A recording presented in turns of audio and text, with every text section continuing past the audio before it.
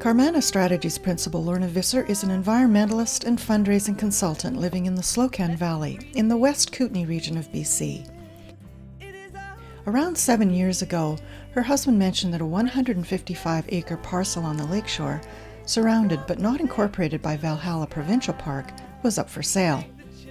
And Wayne and I were across the lake here, and he said, you know, I've sort of been thinking about trying to save this parcel, this in-holding parcel, and he called it by a name like Lot 8235. It had a very unglamorous, just its name on a cadastral map, right? And he said, you know, it'd be great to make this part of Valhalla Park. And I said, you mean this isn't part of the park? Like, I was quite shocked. It's a big piece of land. I said, well, we've got to do it. We've got to raise the money and we'll buy it. It's not that hard. And he went, well, are you prepared to volunteer your time to do that? I said, sure. She then deployed her fundraising expertise to create a multifaceted campaign, commandeering not just dances, dinners, and brochures, but committed volunteers. I would say about half a dozen people worked on it pretty much full time for about a year.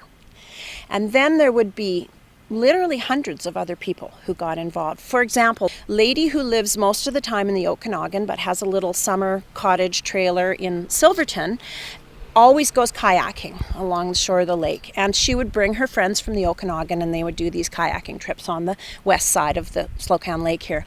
And when she found out that this piece of property, which is a mile of lakeshore, which is why we called it the Valhalla Mile, when she found out that it was at threat of being developed and that we were trying to buy it, she got right on board. And she was like this powerhouse fundraiser, just got right into it. And we had these gift certificates that said, give us an inch and we'll take a mile. And so you could buy an inch of the Valhalla Mile for $100. And she sold hundreds of them. She raised thousands and thousands of dollars. The end result?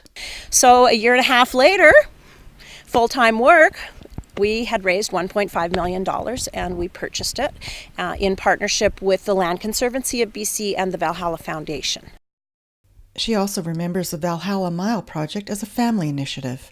Her husband, Wayne McCrory, a well-known biologist, volunteered with family to remember their deceased sister Colleen McCrory, a world-renowned environmentalist who promoted the creation of Valhalla Provincial Park.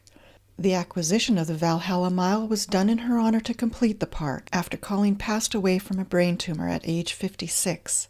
But a fundraising campaign tends to rely upon one central organizer to drive it. So for this and other volunteer work Lorna has done, she received in 2013 a Queen's Diamond Jubilee Medal for exceptional community service. The experience has given her a sharpened perspective on the increasingly sophisticated business of fundraising, namely that crowdfunding and other online donations are just one small part of that work. Well, you know, it's interesting because definitely technology has made it more immediate in the temporal sense. You can quickly give to something. You can quickly text a $10 donation to, whatever.